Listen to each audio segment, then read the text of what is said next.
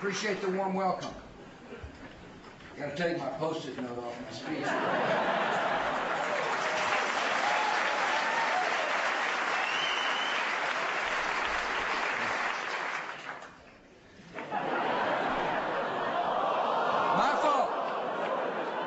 My fault.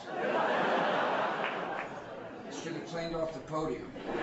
So I see the governor out there. He says, "You want to have some lunch?" I said, "Yeah, sure. What you serving?" He said, "Lutefisk." I said, "No, I think I'll eat on Air Force One." It's great to see you, Governor. Thanks for being here. Laura and I are delighted to be here at 3M. We're delighted to be with the Governor and the First Lady, Lieutenant Governor. I was greeted by your Chairman and CEO, George W.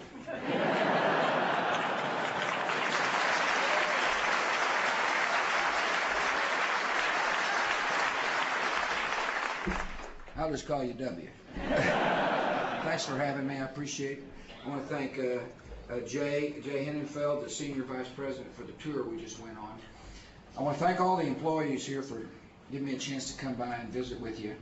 I really want to send a message to the United States of America that that in order for us to keep the standard of living that we're accustomed to, that in order for us to be the leader in the world that we want to be, that we must remain a flexible, technologically based economy. You know, it's amazing when you come to 3M to talk to George W. about the number of products you make. And products that people just take for granted, but products, many of which started in a laboratory as a result of a really smart, capable person making the technological advances necessary to get these products to market. Innovation is a vital part of the future of the United States of America, and the fundamental question is, how do we keep our society innovative? That's what I'm here to talk about. You know, it's one way for our fellow citizens to understand the importance of innovation and technology is just think about what has taken place over 25 years. Now, for a 59-year-old guy, that doesn't seem like much these days. If you're 26, it seems like a lot. 25 years ago, most Americans used a typewriter. Isn't that interesting? 25 years ago, they had such thing as payphones. Now we're using cell phones. Carbon paper was used. For those youngsters here, carbon paper is kind of a messy way to duplicate things. Now we're using laser printers. They had bank tellers that were distributing most money in those days. 25 years ago, you had to go to the bank and say to the teller, "Good day, may I have some money?" Now you can go to the ATM machine. Technology is changing the way we think. I don't know if you remember those awful trips when you had to drive with your family and you played the license plate game. Now we got the DVDs right there in the car. Technology happens quickly if you remain an innovative society, and it's those technological improvements that help create high-paying jobs and enhances the standard of living of the American people. You realize that economists say that as much as half of our nation's economic growth in the last half century is directly due to technological progress fueled by research and development. The kind of research and development you do right here. Think about that. 1/2 of the progress of our economy is due to research and development. Well, if that's the case, if that's the truth, we got to make sure we continue to encourage research and development. The technology has enabled us to be the preeminent economy in the world. I think it's good that we're the preeminent economy in the world. I think it's good for the American people that we're in a leadership position. And the reason why I think it's good is because when you lead, your people benefit. By being a leader in the economy of the world, it means somebody is more likely to find work. And somebody's likely to realize dreams and opportunity. I say we're the preeminent economy in the world because the facts bear me out. We're growing faster than other major industrialized nations. We've added 4.6 million new jobs in 2.5 years. That's more in Japan and the European Union combined. And the fundamental question is, one, do we want to remain the leader? And two, how do you do it? There's some uncertainty in America today. And I can understand why. There's uncertainty when it comes to our economy. People are beginning to see competitors emerge. India and China. I'm a fellow who likes competition. I think it's good to have competition. I think it makes us do things better. But some people in our country look at competition and say, well, we can't possibly compete with China or India or other countries. And therefore, why don't we just think about walling ourselves off? That's called protectionism. It's a trend that we need to worry about. See, there's uncertainty when people see jobs go overseas. I can understand that. Somebody's working hard all their life and all of a sudden the job gets moved overseas because of competition. That creates uncertainty in the workplace. And one of the reactions to that uncertainty could be, well, I'm tired of competing. Maybe what we need to do is, instead of competing, just kind of leave ourselves apart from the world. The United States of America has been through this before. This isn't a new thought. If you look at our history, our economic history, you'll find that we've been through periods of protectionism before. If you look at our foreign policy history, you'll find there's been periods of isolationism before. I think that, and so the first thing I want to share with you is it's important for us not to lose our confidence in changing times. It's important for us not to fear competition, but welcome it. There's a global economy. The internet has really changed a lot, when you think about it. It is, I happen to think it's good news that countries are becoming more wealthy, that through the global competition that people's lives are improving. I believe that because most Americans, all Americans, believe in the dignity of every human being. But I take a practical look at it, and so should you at 3M. You ought to say, we welcome this developing world, this new economy, because as wealth spreads, there are new customers for our products. In other words, instead of saying we fear the competition, the global economy frightens us, the United States of America ought to say, we want more people to be able to buy our products. And so what I'm telling you is, I think the role of government is to shape the future, not fear the future. And I think the role of a president is to say to the American people, be bold, be confident, and if we do the right things, we'll remain the leader in the world. And here are the things I think we ought to do. First, I know we've got to keep our economy growing. You can't be a world leader in the economy if your economy's flat. You can't be a world leader or a world economic leader if your economy's flat. I mean, you got to have pro-growth policies in place. One of the interesting debates in Washington, D.C. is how do you encourage growth? Well, I'll give you my position. I think when people have more money in their pocket to save or earn or spend, the economy grows. I think if a small business person has more money to invest, the economy grows. We passed tax relief. As I said in my State of the Union the other night, the tax relief that we passed left $880 billion in the hands of individuals and families and small businesses and entrepreneurs, and I believe that is why our economy is the most preeminent in the world. And this...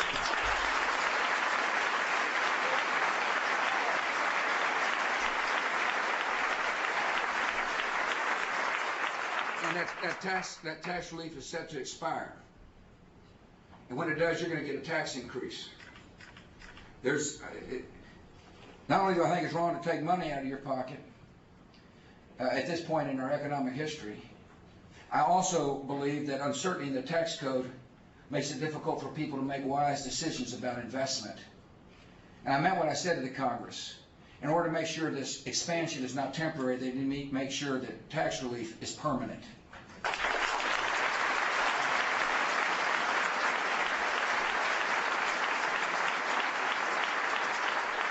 You'll hear them say, well, we need to raise taxes to balance the budget. That's not the way Washington works. They'll raise taxes to increase spending. That's the way it works. And so I think the best way to balance the budget is to have pro-growth policies in place so that its tax revenues remain strong, and be wise about how we spend your money. That's hard in Washington. Everybody's got a great idea about how to spend your money. But when you're running a 3M company, or you're running your family budget, you learn how to set priorities. And that's what Congress must do. I'm going to tell you something. If Congress does set its priorities, and we've got a few suggestions for how to set the priorities, we can cut this deficit in half by 2009. The real issue on spending, though, and this is important, by the way, the current deficit is important, don't get me wrong. But if you're a younger person sitting out there, you need to worry about the long-term deficit caused by baby boomers like me fixing to retire. I don't know if you know this or not, but I turned 62, retirement age, in 2008. That's a convenient year.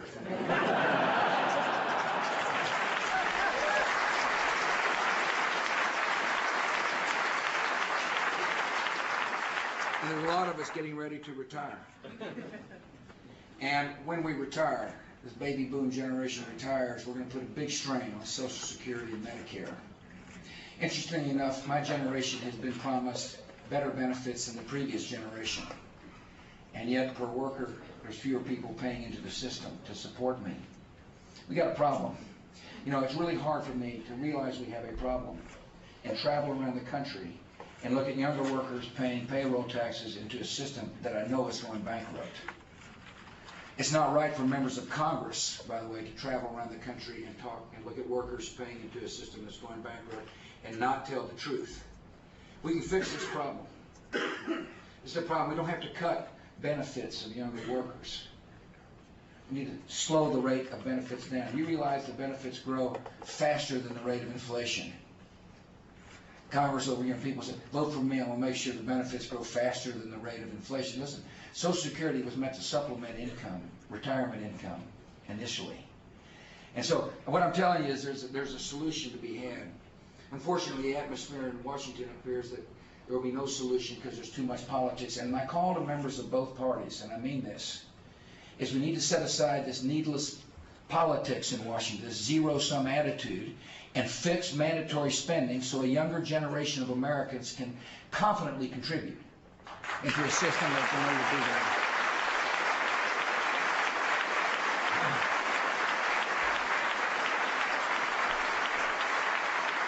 If we live in a global economy, which we do, with competition, it's the countries that are able to fix their entitlement programs will be the countries that remain competitive. Congress needs to remember that. When we fix this, and I'm confident we can, and I believe we will, when we reform the program, it'll keep the United States of America competitive. Because if we don't, the majority of tax revenues will go to, there'll have to be massive tax increases to pay for the promises, or significant cuts throughout our government. To keep us competitive, we got to make sure we keep markets open. I told you, I'm telling you something you already know. 61% of your revenue is as a result of sales from the United States elsewhere. It says to me, listen, my theory is this. If you're good at something, let's make sure we can sell it all around the world. And so I believe in open markets. As a matter of fact, I know that in order to keep us competitive in the 21st century, that the United States of America should be doing everything we can to open markets and level the playing field. We signed a lot of free trade agreements, and at the same time we've done so, we've said to countries, listen, treat us the way we treat you. That's all we ask. Level the playing field. There is no doubt in my mind, American farmers and entrepreneurs and business people and 3M employees can compete with anybody, anytime, anywhere, so long as the rules are fair.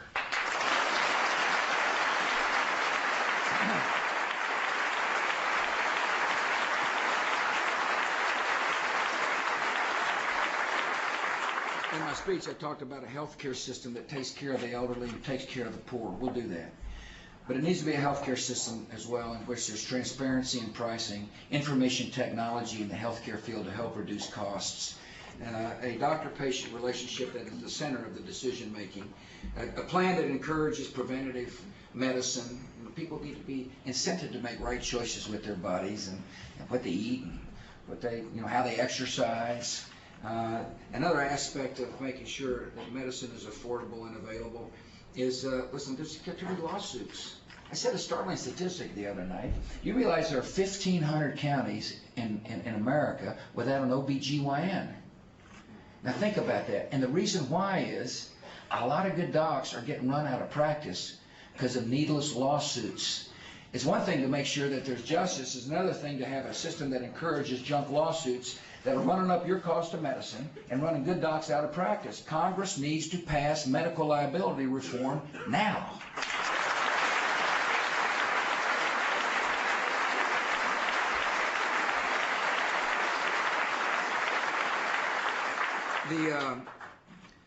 And speaking about legal reform, you talk to people that take risk.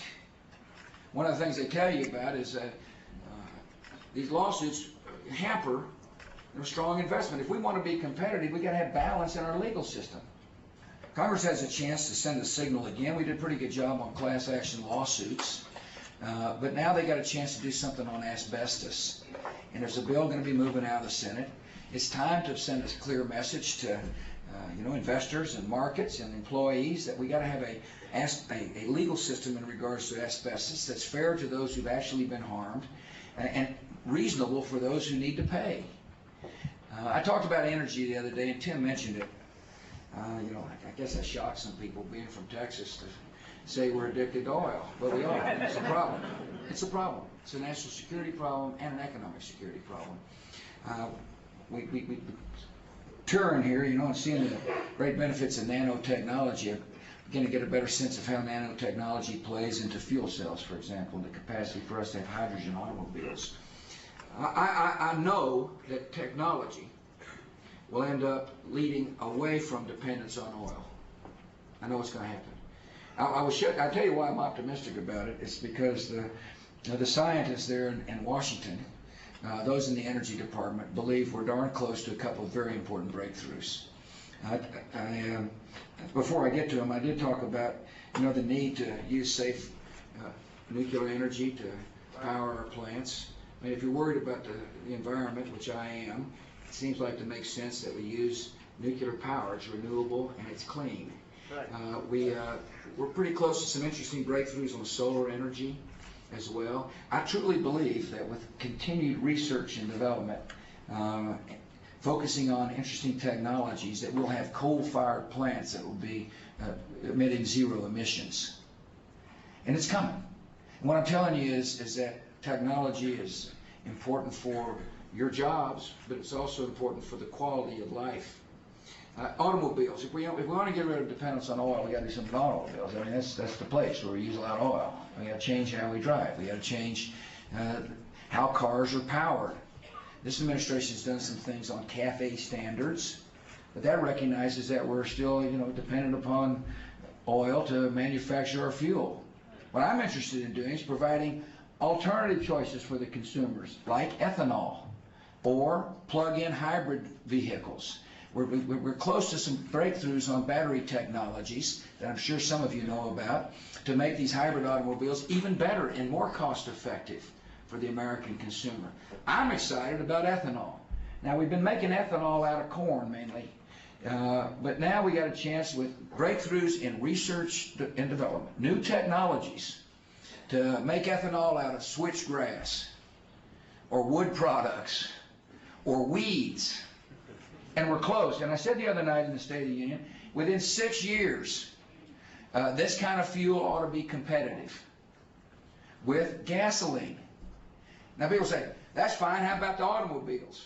Well, I had an interesting experience. I went down to Brazil and I saw President Lula down there. I don't know if you know this, but the vast majority of fuel to fuel the cars in Brazil is made from sugar. And guess who makes the cars that run on sugar? General Motors. So the technology is available for flex fuel automobiles. As a matter of fact, I am told there's over 4 million flex fuel automobiles operating in the United States today. And so the hope is, and the belief is that with a breakthrough with these cellulosic technology, big word for a history major,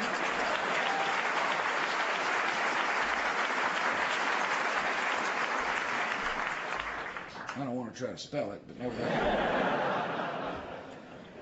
The car industry has got the capacity to manufacture automobiles that can burn that stuff. And people say, well, if you get the technology and you got the cars, how come it takes till 2025 to significantly reduce dependence on the Middle Eastern oil? Well, the answer is we got a lot of automobiles and it takes a while for the fleet to turn over.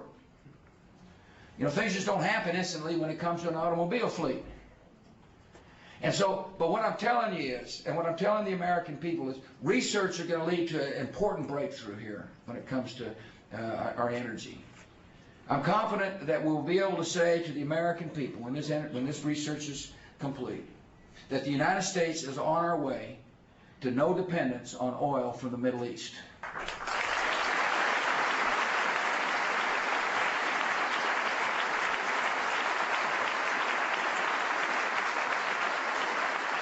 I want to talk about another important issue, and I've come to 3M to highlight this issue.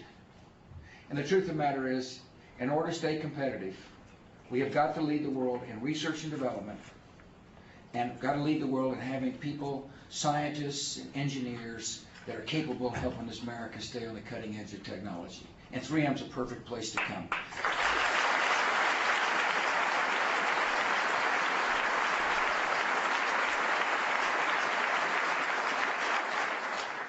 There's an economic reason why we need to do this.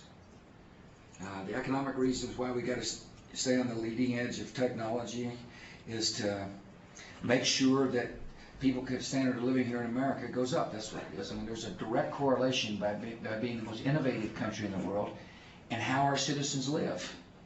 Secondly, the second practical application to make sure we've got young scientists and engineers coming up is that if we don't have people that have got the skill set to fill the jobs of the 21st century, because we're in a global world, a competitive world, they're going to go somewhere else. And so I want to talk about an initiative to make sure America remains competitive.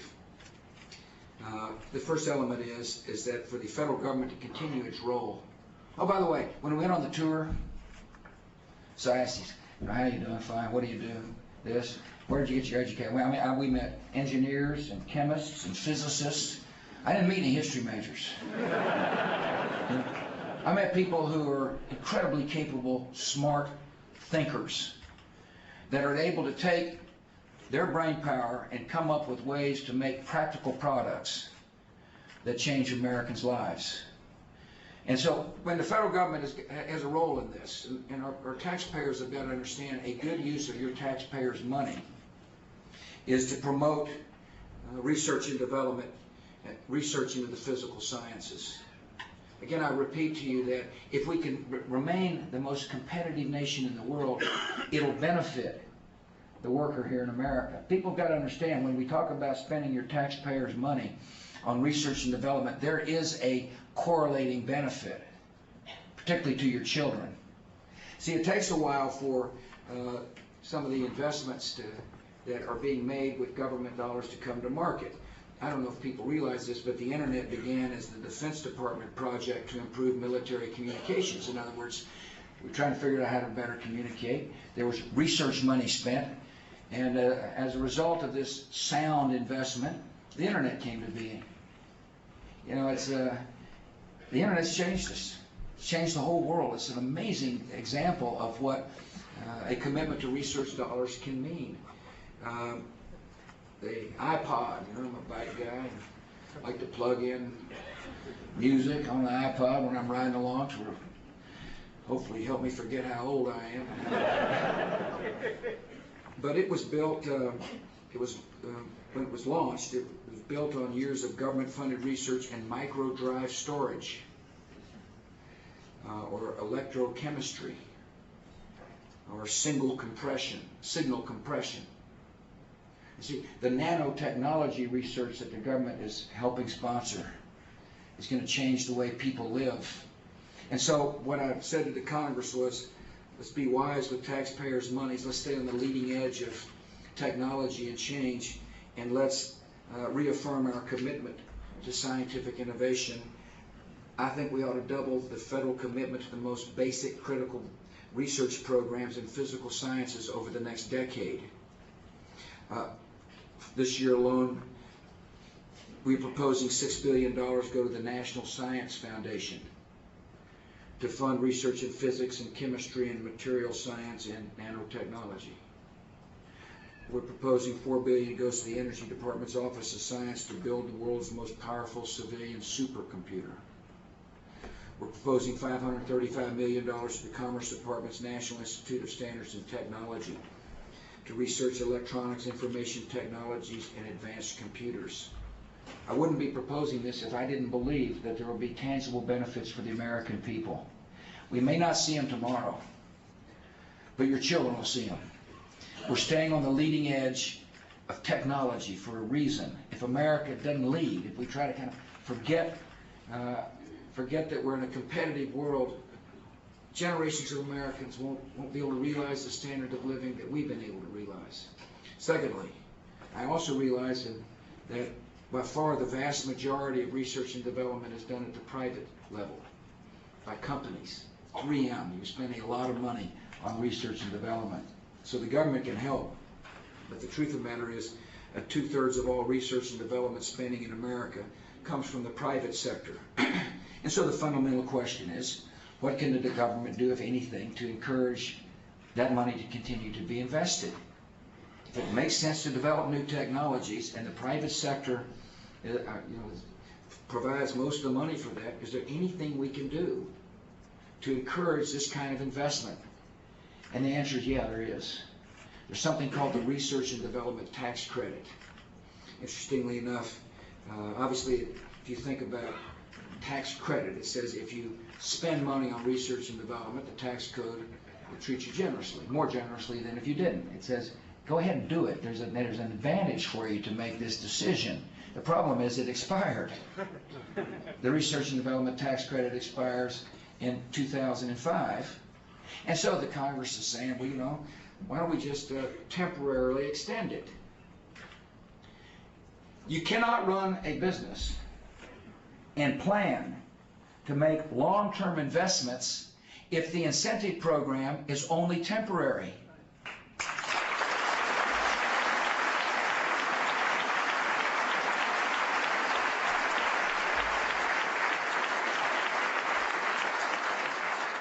Congress needs to understand that nations like China and India and Japan and Korea and Canada all offer tax incentives that are permanent.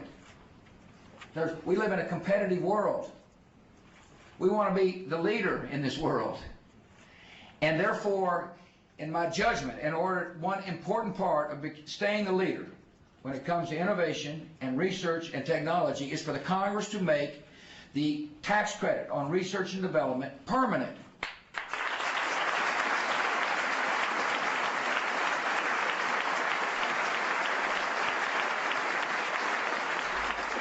The third part of the competitiveness agenda is to make sure our kids learn math and science. It's one thing to research, have incentives for money, but if you don't have somebody in that lab like those chemists I met, we're not going to be that good.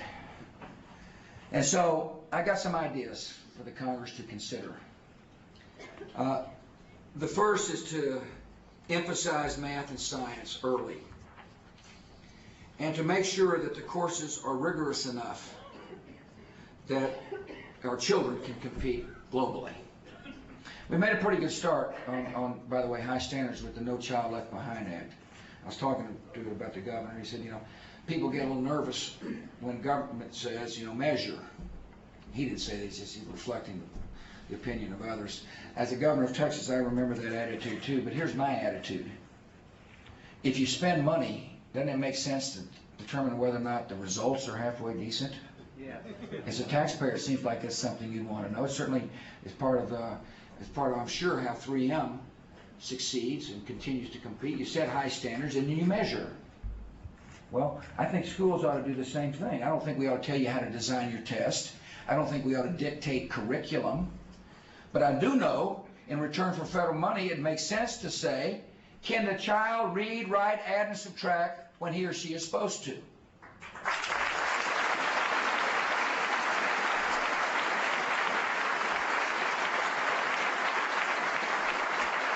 And so we're measuring in return for federal money. That's the whole thing behind No Child Left Behind. When I was the governor of Texas, Schools that didn't measure thought they were doing pretty well. Until you know, that's a natural assumption for a parent, right? Well, I'm happy, you know, they're paying attention to me and things are going fine, and then the child gets out there and has to take remedial reading courses in college. And so you got to measure. I remember the debate in Texas, they said it's racist to measure. I said, it's racist not to measure. Think about a system that just shuffles kids through. And so we're making good progress at the early grades, particularly in reading and math. Matter of fact, America is competitive in math in the early grades. How do we know? Because we test. We test. And by the way, we make the test results known locally, and we compare tests state to state. So people can figure out, old Peleni can figure out how he's doing against other states. It's a nice tool if you're a reformist, by the way. See, if you believe in reform, it gives you leverage on a system that tends to be status quo oriented. The other thing that we did in No Child Left Behind, which makes a lot of sense, is there's supplemental service money. That means extra money, so that when I find a child lagging behind in reading, that family got extra money for extra tutoring. In other words, it's, you know, let's diagnose the problem and solve it early before it's too late. Accountability does a further thing that is important. It kind of helps resolve curriculum disputes. You might remember the old debates, at least I certainly remember, over how do you teach reading? And there was, you know, this kind of theory and that kind of theory. Well, when you measure, it kind of makes it pretty clear which works and what doesn't work.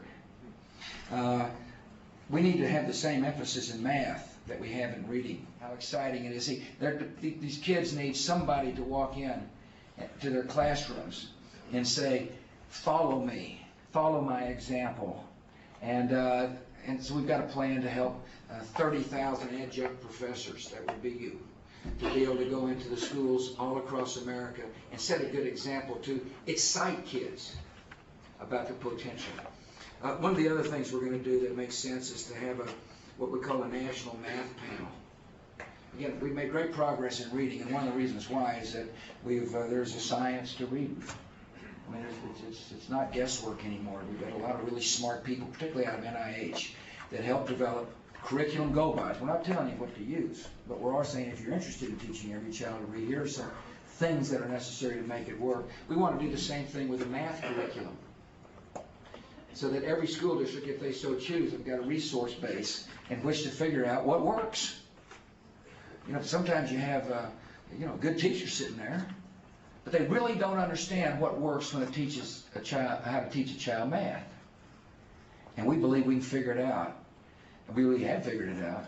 And now we'll make that available to school districts all around the country through the governors and the states.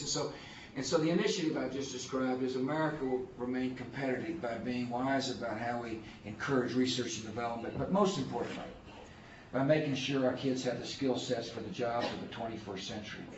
Now, in the meantime, there's another issue that I want to discuss right quick. Two other quick issues.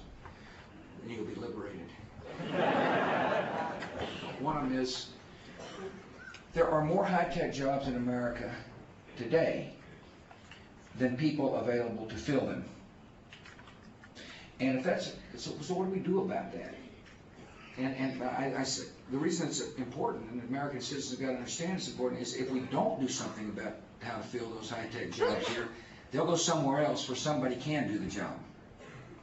In other words, there are some who say, you know, we can't worry about competition. It doesn't matter. It's here. Don't worry about it. Do something about it. It's a real aspect of the world in which we live. And so one way to deal with this problem, and probably the most effective way, is to recognize that there's a lot of bright engineers and chemists and physicists from other lands that are either educated here or received and educated elsewhere, but want to work here. And they come here under a program called H-1B visas.